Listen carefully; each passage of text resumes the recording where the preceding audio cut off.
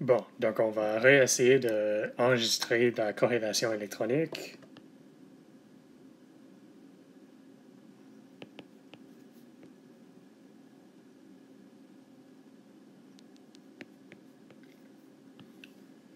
Bon, donc avec un petit rappel, on va retourner à Hartree-Fock brièvement. C'est quoi Hartree-Fock? C'est l'image de physique de Hartree-Fock. C'est des électrons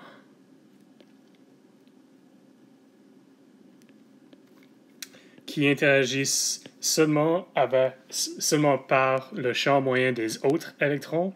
Donc les électrons n'interagissent pas directement, mais seulement avec le champ moyen des autres.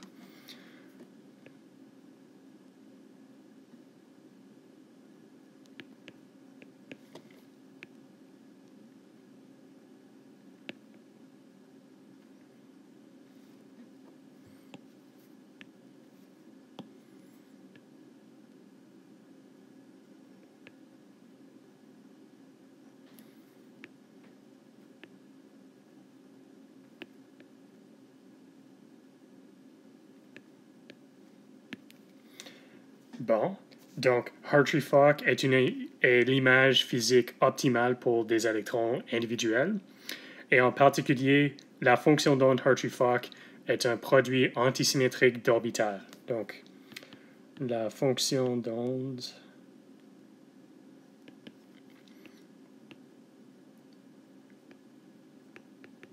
de Hartree-Fock est un déterminant de Slater.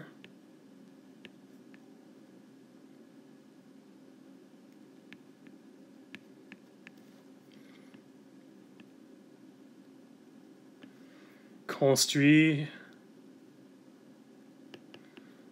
des orbitales. Donc, les solutions aux équations Hartree-Fock, que je ne vais pas réécrire, sont des orbitales. C'est quoi un orbital? C'est une fonction d'onde à un électron. Et ils sont les orbitales pour lesquelles l'énergie Hartree-Fock est minimisée. Donc, avec ces orbitales, on construit un déterminant de Slater, des orbitales les plus bas en énergie. Ça c'est une définition d'une fonction d'onde à n électrons construite d'électrons individuels, donc qui interagissent seulement par l'interaction du champ moyen. Bon, donc là, on construit un déterminant de Slater, mais il y a beaucoup, mais avec tous les solutions des équations Hartree-Fock,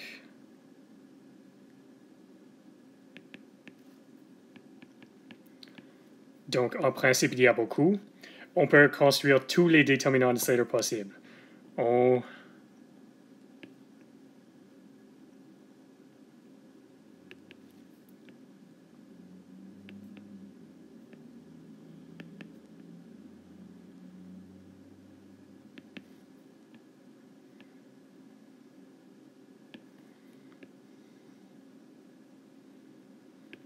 Donc, juste pour vous donner une idée, disons qu'il y a M solutions, et en parenthèse, sont quoi les solutions des orbitales de Hartree-Fock pour décrire un électron. Combien de déterminants de Slater possibles? Ça sera beaucoup, c'est pas juste une. Il y a une qui est dominante la plupart du temps, mais il y a beaucoup. En principe, il y a m solutions possibles divisé par n m moyenne. Et si vous connaissez ça, c'est on a m objets puis on choisit n. Et c'est un nombre qui est vraiment grand et qui accroît rapidement. Donc, avec tous les déterminants de Slater possibles, donc un déterminant de Slater, on va écrire comme ça. Pour le devoir, on a utilisé phi majuscule aussi, mais c'est pas important ce que c'est phi pour le devoir. Ici, phi veut dire un déterminant de Slater. Et c'est quoi un déterminant de Slater? C'est un produit antisymétrique d'orbital. Pourquoi? Parce que si on échange deux électrons, il faut changer le signe de la fonction d'onde. Et encore une fois, le déterminant de Slater n'est pas la fonction d'onde exacte. Pour Hartree-Fock, la fonction d'onde est un déterminant de Slater. Mais en principe, on peut écrire la fonction d'onde exacte, puis on va mettre exact en guillemets. Pour ce cours, on dira que c'est la fonction d'onde exacte. On peut l'écrire comme une combinaison linéaire. Donc, 0, c'est celle qui est le plus bas en énergie, plus C1, plus beaucoup. C'est un nombre qui est géant, disons P. Donc, le nombre de déterminants de Slater est gigantesque.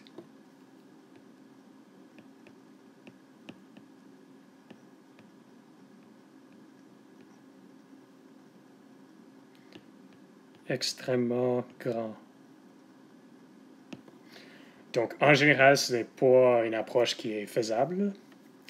Mais en principe, ça, on peut représenter la fonction d'onde exacte comme ça. Comment est-ce qu'on détermine les coefficients? On utilise le principe variationnel pour déterminer.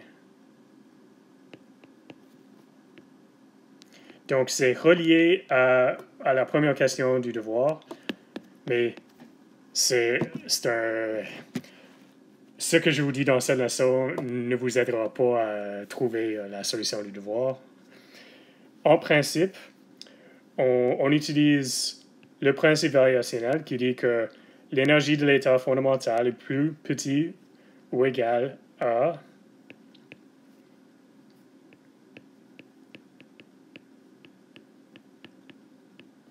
donc on utilise ci avec un trait là-dessus pour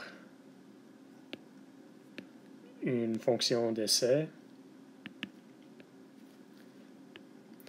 Je distingue seulement parce qu'en principe, on va utiliser la fonction d'onde exacte.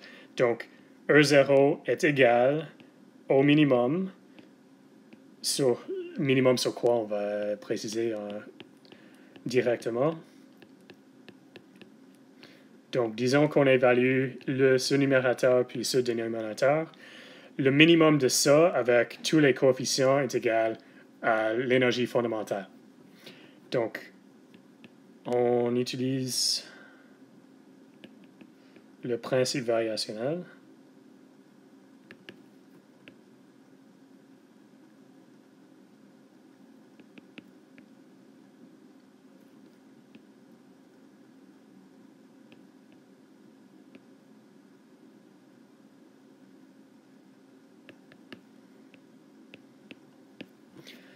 Donc, ça, c'est une façon directe, force brute à résoudre l'équation de Schrödinger.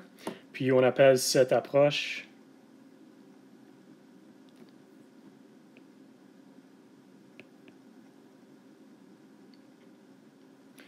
l'interaction des configurations.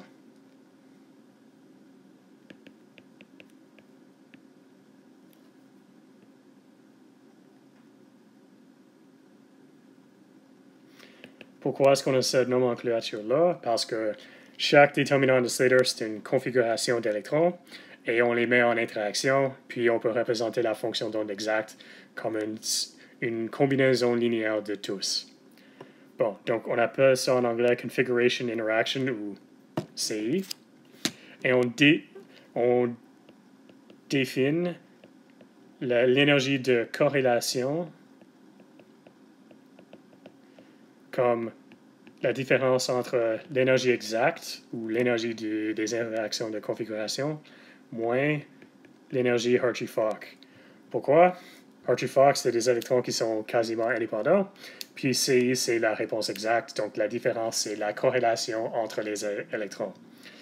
Donc, bien entendu, je vous ai dit que c'est une approche à force brute, ou brute force en anglais, donc j'ai commencé avec un B. Force brute, Donc, en principe, c'est possible, mais c'est pas faisable en général.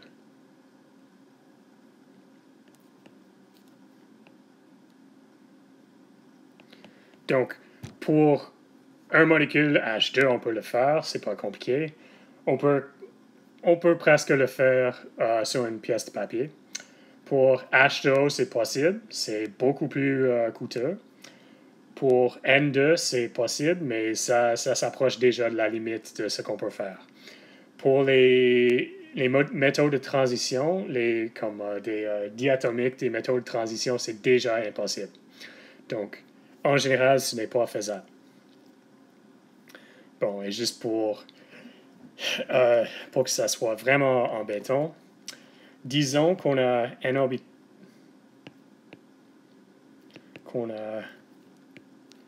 M orbital pour qu'on soit consistant, cohérent avec ce que j'ai déjà écrit. M orbital, et on veut la fonction d'onde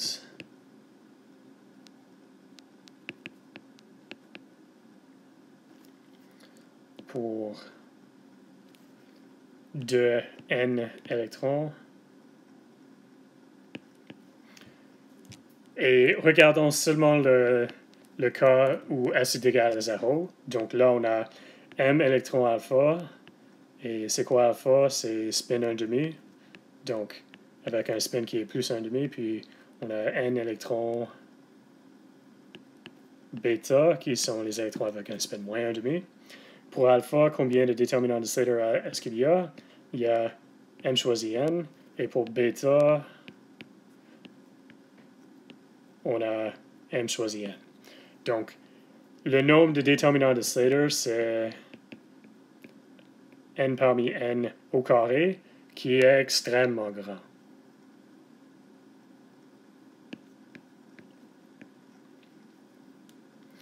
Et si vous voulez voir les coefficients binomes qui sont ça c'est égal à 3. Ça, c'est égal à 6. Puis, c'est égal à... non, c'est pas égal à ça. C'est quoi? C'est 5.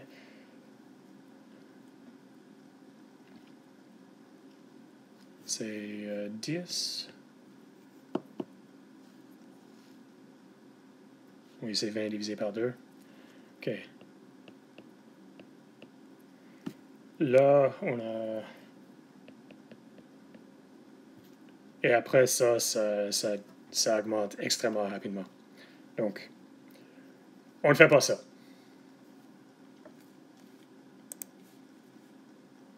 On va juste continuer à la prochaine page. Oui.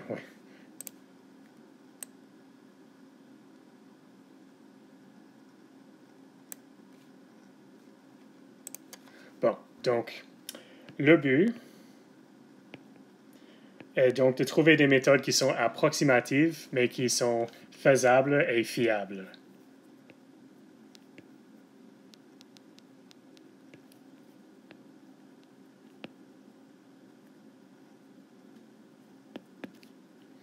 Donc, faisable, qu'est-ce que je veux dire par faisable? Le calcul est assez...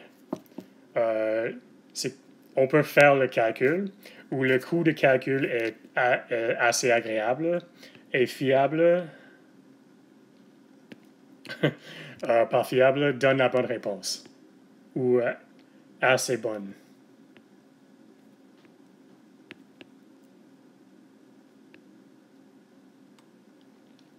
Bon, donc il y a plusieurs approches.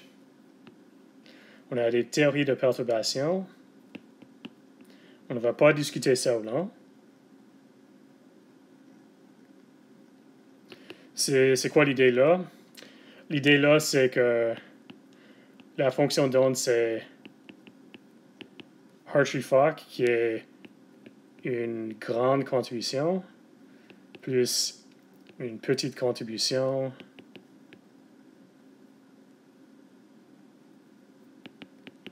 plus des plus petites, etc.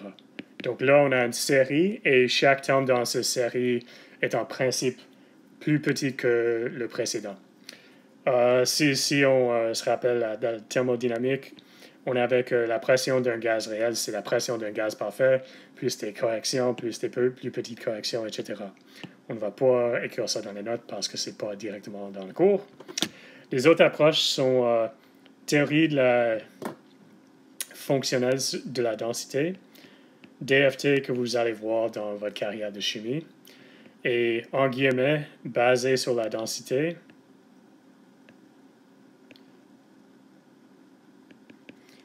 Et si vous faites des calculs de DFT des années 90 ou des années 80, oui, c'est basé sur la densité électronique, mais maintenant, vraiment, c'est Hartree-Fock plus un nombre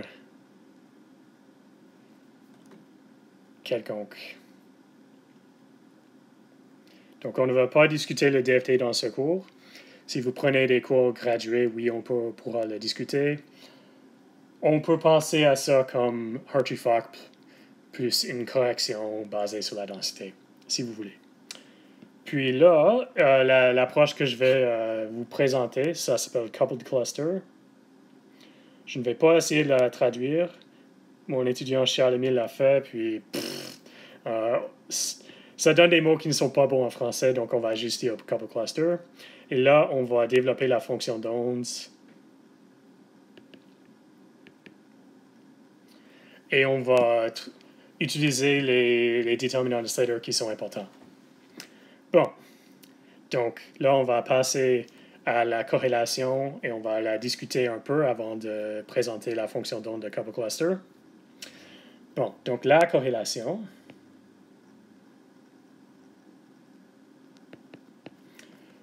Électronique se sépare en deux cas.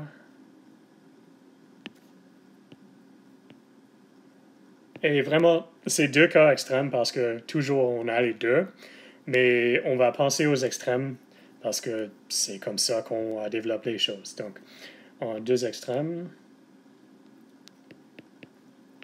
Bon, donc le premier qu'on va présenter, mais on ne va pas discuter parce que c'est le sujet de recherche de mon groupe.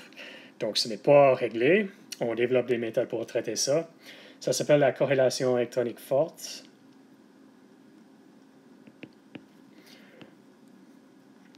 Donc, dans ce cas, Hartree-Fock n'est pas une bonne approximation.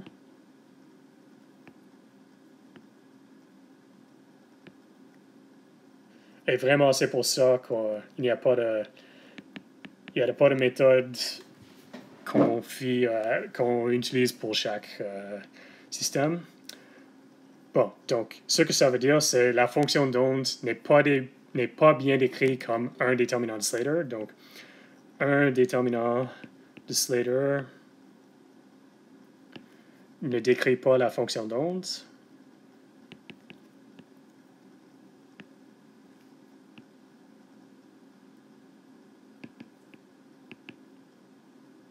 Donc là, on vient d'écrire la même chose deux fois, mais je l'explique parce que c'est un cours au premier cycle. Donc, Hartree-Fock n'est pas une bonne approximation. La fonction d'onde Hartree-Fock, c'est un déterminant de Slater, et je vous dis que dans ce cas, un déterminant de Slater n'est pas une bonne approximation à la fonction d'onde exacte. Bon. Les types de systèmes qu'on voit en chimie qui sont fortement corrélés sont des systèmes qu'on aime, où il faut briser des liens. Donc, à chaque fois qu'on sépare deux électrons dans l'espace, et surtout les liens multiples,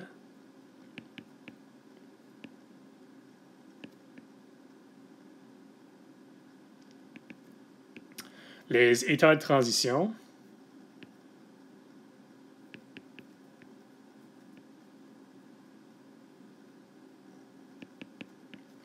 là, je vais faire un dessin schématique.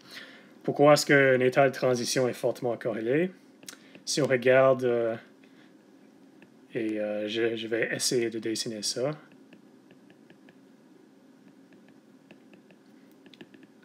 l'état de transition symétrique SN2. Ici, on a une paire d'électrons qui passe de l'atome X à former un lien entre C. Et si cette paire d'électrons bouge vers le C, le paire d'électrons qui est ici va bouger directement vers le X. Donc, ces électrons et ces électrons sont vraiment liés ensemble. Si on bouge une paire d'électrons, on bouge les autres. Donc, le mouvement de deux électrons à gauche sont fortement liés au mouvement d'électrons à droite. Et dans ce cas, il n'y a pas un déterminant de Slater qui est important, il y a plusieurs. Donc, dans ce cas, Hartree-Fock n'est pas une bonne approximation. Les autres cas sont des singulaires à couche ouverte.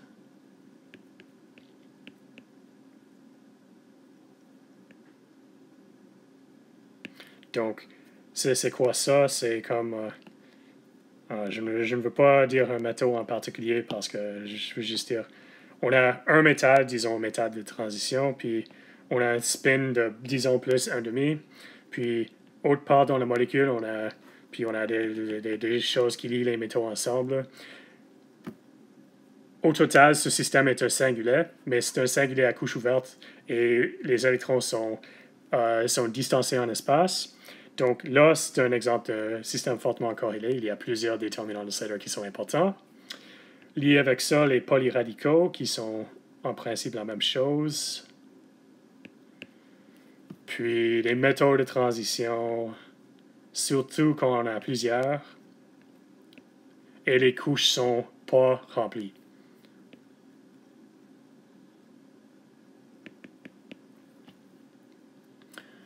Bon, donc, un autre exemple que je vais donner, c'est dissociation d'azote. Une molécule extrêmement compliquée. Donc, c'est globalement à 0. Mais localement, ce n'est pas ça. Donc, on a un N à gauche, puis un N à droite. Puis, au total, S est égal à 0. Mais localement, on a 3 électrons comme ça, puis on a 3 électrons comme ça. Mais ce n'est pas la seule chose qu'on peut avoir. On peut aussi avoir ça, puis ça, et toutes les permutations possibles. Donc, il y a beaucoup de déterminants de Slater qui sont importants. Et donc, Hartree-Fock n'est pas une bonne approximation.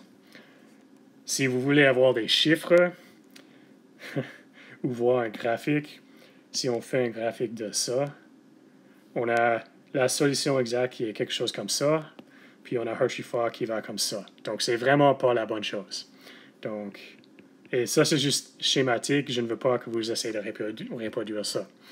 Je vous donne ça pour dire que cette distance n'est pas acceptable, donc Hartree-Fock n'est pas une bonne approximation.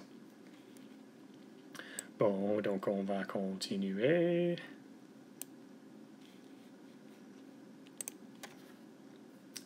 Puis les aimants moléculaires, on ne va pas discuter ça, mais il y a beaucoup de déterminants de Slater importants. Et le message un message que je peux vous donner, c'est les systèmes où le comportement local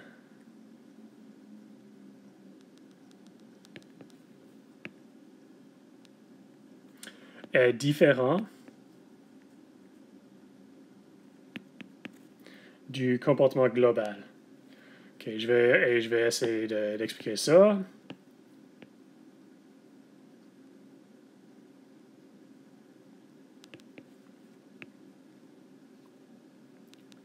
Donc, on a deux effets locaux qui vont s'annuler pour avoir un comportement global. Quand les comportements locaux sont différents que le comportement global, ce n'est pas un système bien décrit par Hartree-Fock et il n'y a pas un déterminant de Slater qui est dominant.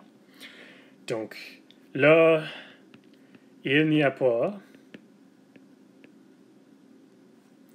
de bonne méthode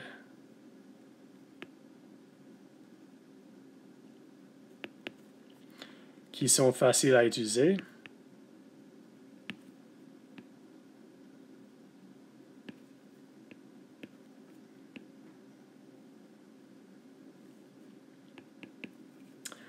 Il y a des approches qui ont des noms.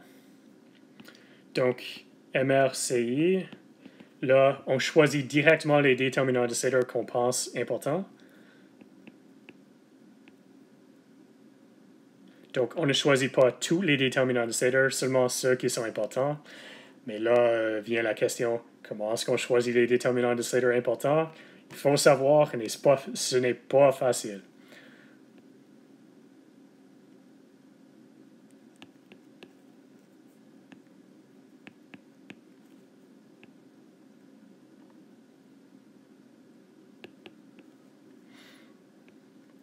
Ensuite, on fait essayer. Donc, on fait essayer avec seulement un choix de déterminant de Slater. Et je vous dis, c'est très difficile en général. Bon, l'autre approche qui a un nom qui est assez connu s'appelle CAS-SCF. Donc là, on choisit les orbitales qu'on pense importants. Donc, on choisit un ensemble d'orbitales. Ensemble d'orbitales qu'on appelle actifs. Puis on construit les déterminants de Slater. Donc, tout, en principe, les déterminants de Slater qui impliquent ces orbitales.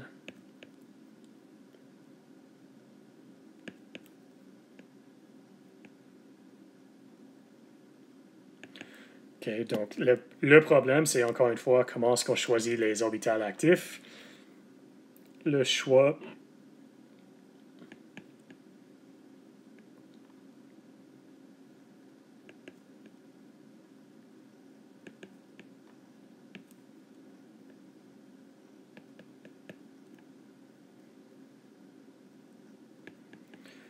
donc, en général, on ne peut pas faire ça.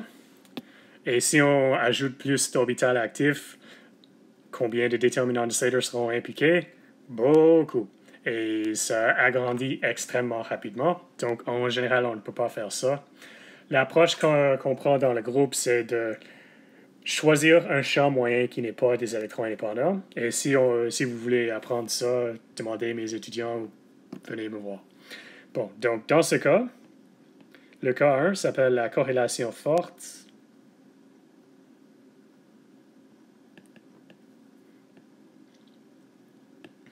Et on peut voir, anglicisme, désolé, diagnose, on peut voir directement que c'est le cas quand VEE est plus important que T. En principe, T plus VEN. Donc, les effets à 2 électrons sont plus importants que les effets à 1 électron. Dans ce cas, une fonction d'onde construite de fonction d'onde à 1 électron, les orbitales, ne sera pas une bonne approximation à la réalité. Donc, dans ce cas, on appelle ça la corrélation forte. Dans l'autre cas, qu'on appelle le cas 2, c'est la corrélation faible. On a fait corrélation forte en premier parce que c'est un problème ouvert. Puis la corrélation faible, je dirais, c'est un problème qui est résolu. Donc, dans ce cas, on a Hartree-Fock qui est une bonne première approximation.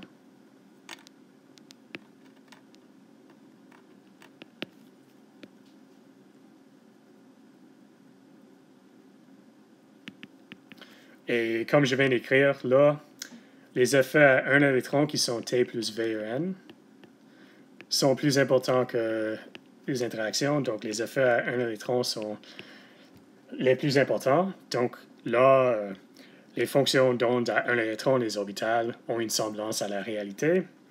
Et donc, un déterminant de Slater est dominant. Qu'est-ce que je veux dire par dominant? Donc, on décrit la fonction d'onde exacte comme un coefficient, donc juste une valeur numérique fois la fonction d'onde de Hartree-Fock. plus des excitations simples.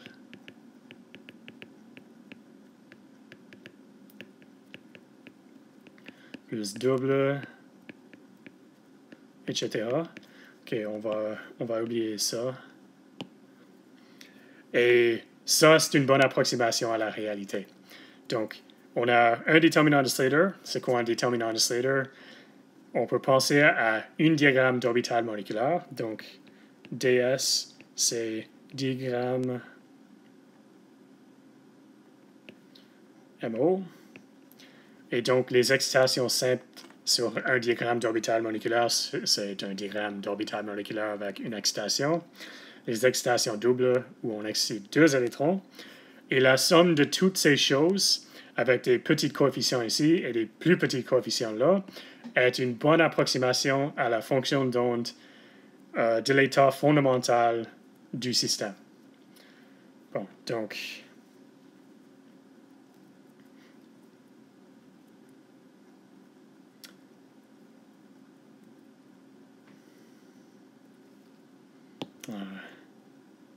on va oublier ça. Bon, donc là, on passe à couple cluster. Couple cluster, c'est une forme en particulier d'une fonction d'onde corrélée.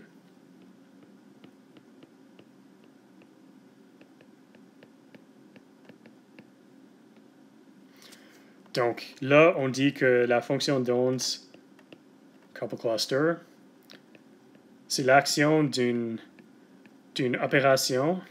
Okay, là, T, ce n'est pas l'énergie cinétique, c'est un opérateur pour couple cluster, donc CC, qui agit sur Hartree-Fock. Qu'est-ce que cette opération fait? Donc, l'opération se décompose en une opération sur un électron, une opération sur deux électrons, puis ça continue en général à un électron. Bon, donc, on va définir ça par son action. Agissant sur le déterminant de Slater-Hartree-Fock, ça nous donne une sommation sur tous les électrons qui sont les orbitales occupés, puis tous les orbitales qui sont virtuels, avec un coefficient numérique. Et en principe, les variables qu'il faut minimiser sont les coefficients numériques ici, fois un déterminant de Slater, où on a pris un électron en orbital I, puis on l'a mis en orbital alpha. Donc, on veut gomme, puis là, on va utiliser une couleur différente. Donc, c'est un DS avec électron en I qui est un orbital occupé,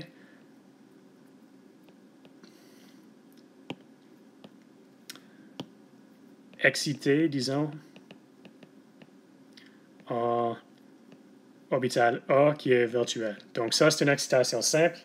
C'est un déterminant de Slater où on a remplacé orbital I avec orbital alpha. Ici, on prend une sommation de toutes les excitations possibles. Et ça, c'est l'action de Taylor. Agissant sur Hartree-Fock, on génère tous les déterminants qui sont des excitations simples avec des coefficients numériques pour lesquels il faut résoudre. Bon, et ça continue.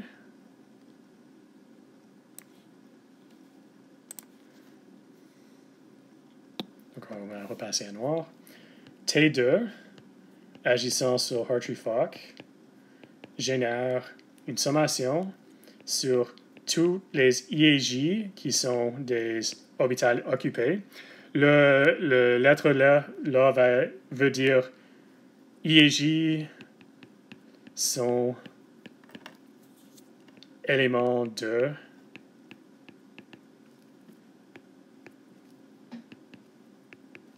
donc le epsilon là veut dire sont éléments de les orbitales occupées.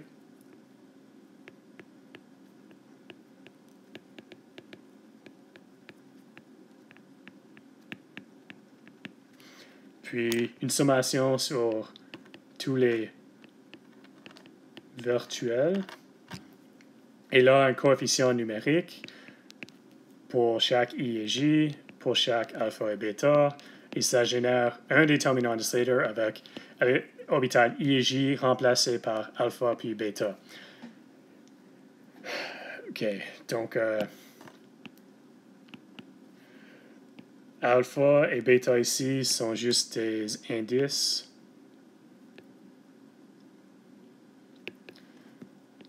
Elles ne représentent pas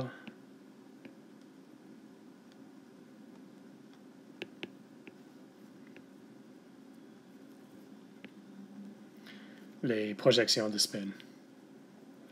J'ai remarqué qu'il y a la chance à une confusion, donc je le dis directement.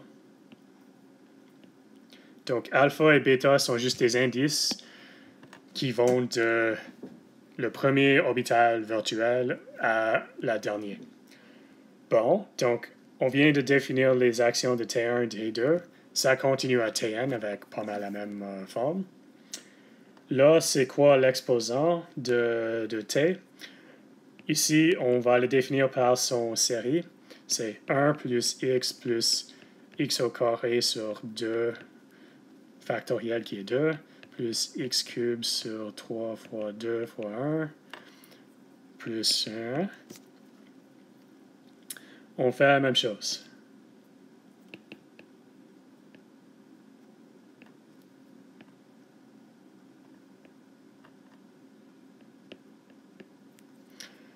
Donc, souvent, on va trunquer en anglais. On va utiliser seulement T1 et T2. Pourquoi est-ce qu'on ne peut pas faire jusqu'à Tn? Pour la même raison qu'on ne peut pas faire Ci. Ça s'accroît extrêmement rapidement, donc on se concentre seulement avec T1 et T2. Déjà, Hartree-Fock est une bonne approximation, donc c'est pas mal. Donc, souvent, on se termine avec les excitations simples et doubles, ce qui est T1 plus T2. Et donc, la fonction d'onde CCSD, c'est l'exposant de T CCSD agissant sur Hartree-Fock. Donc, ça c'est la fonction d'onde de cette méthode. En principe, on pourra utiliser le principe variationnel.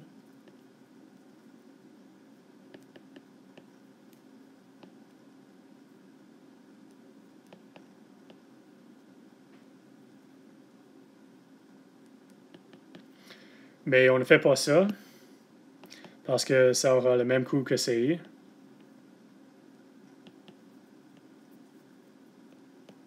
Donc, on ne fait pas ça. Donc, au lieu de ça, je vais vous donner un sketch ou juste un brouillon du méthode. Donc, ce qu'on fait, c'est on commence avec notre équation qui est H agissant sur CCSD est égal à l'énergie CCSD fois fonction d'onde CCSD. Donc, ça, c'est notre équation de Schrödinger à résoudre. En principe, on peut utiliser le principe variationnel, mais fait pas ça. Donc, au lieu de faire ça, avec cette équation, on projette de la gauche avec assez de déterminants de Slater pour déterminer les coefficients. Donc, assez de ds pour trouver les coefficients numériques.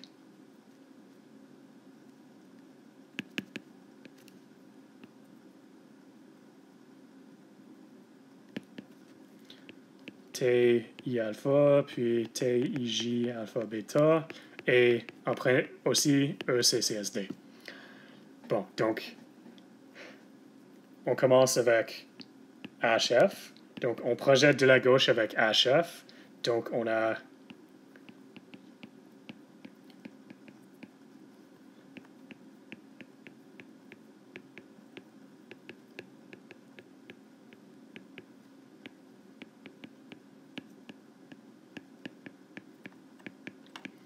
Donc, ça, on peut évaluer, puis ça, on peut évaluer. Ça sera une fonction complexe des coefficients numériques t. Ensuite, et combien d'équations? On a une équation, parce qu'il y a seulement un déterminant de Slater-Hartree-Fock. Ensuite, les excitations simples. Donc, pour chaque excitation simple, on projette de la gauche, puis on a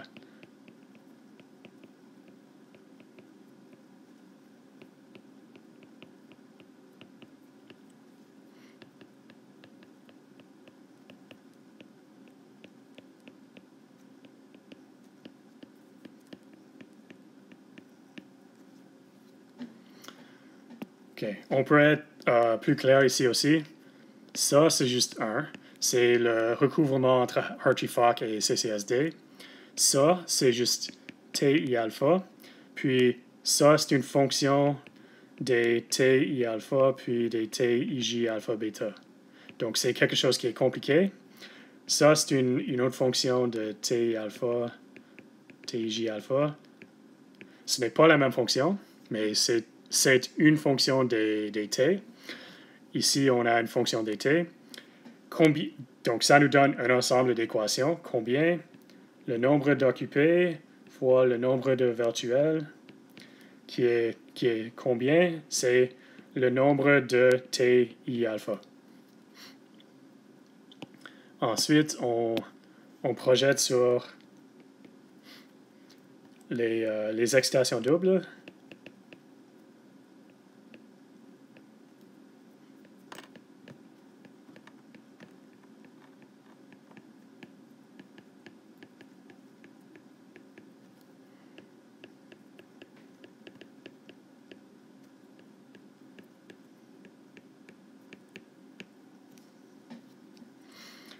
Bon, donc, ça c'est facile. Je ne vais pas écrire ce que c'est parce que c'est moins facile qu'avant.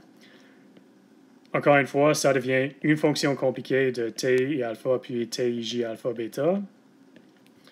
Et combien d'équations est-ce qu'il y a? Il y a le même que le nombre de TIJ alpha bêta. Donc, quelles sont les variables? Les variables sont ça, ça, puis ça. Donc, on a 1 plus nombre de TI alpha plus nombre de TIJ alpha inconnu. On a le même nombre d'équations. Donc, en principe, on résout ces équations pour l'énergie CCST puis les amplitudes TI alpha, TIJ alpha, bêta. Donc, ça nous donne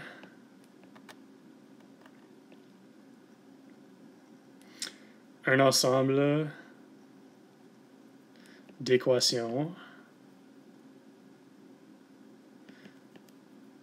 Et je vous dis qu'ils sont des équations non linéaires. Donc, on ne peut pas juste utiliser l'algèbre linéaire pour les résoudre à papier. Donc, il faut un ordinateur pour les faire. Ça nous donne un ensemble d'équations non linéaires à résoudre sur l'ordinateur.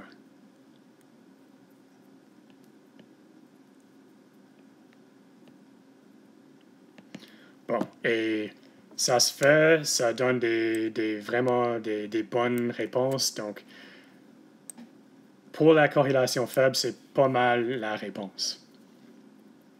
On peut aller plus loin, parce que CCST, c'est pas toujours ce qu'on fait. On peut faire CCSDT.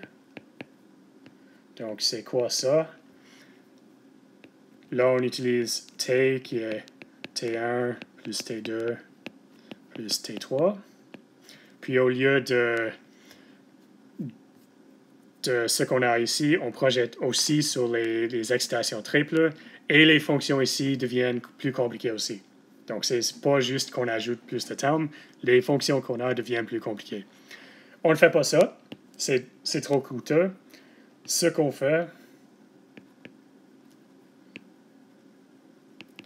c'est ce qu'on appelle CCSD, puis D en parenthèse. Et là, on commence avec CCSD. Et on ajoute les triples après. Et en chimie, pour la plupart de la chimie, et certainement tous les cas où les électrons sont faiblement corrélés, CCST, T en parenthèse, est un traitement qui est assez bon. On ne peut pas le faire pour tous les systèmes parce que ça a un coût de n au puissance 7, donc je ne vais pas expliquer ça. Mais ce que ça veut dire, c'est qu'il a un coût qui est quand même appréciable. Bon, donc ça c'est la fin de ce que je voulais dire concernant la corrélation électronique. Il y a deux cas. Pour la plupart des chimies, c'est la corrélation faible.